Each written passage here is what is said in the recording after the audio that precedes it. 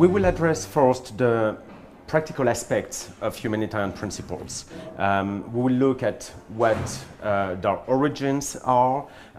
what is the definition of these principles, and more importantly,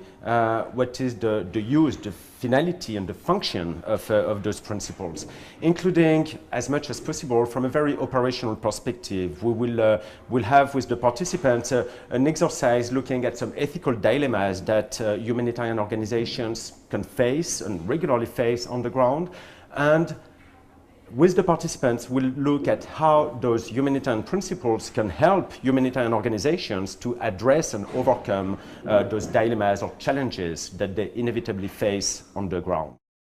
I'm going to inject the legal dimension into the conversation. I'm going to start off by explaining the interplay between humanitarian principles and international humanitarian law,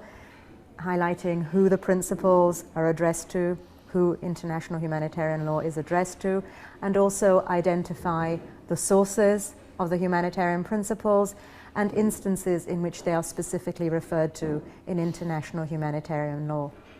In the second part of my presentation, I am going to outline the law regulating one specific type of humanitarian action, relief operations in situations of armed conflict, and I'm going to try and focus on two salient issues: the question of consent, whose consent is required before relief operations may be carried out, and secondly, the circumstances in which such consent may not be withheld.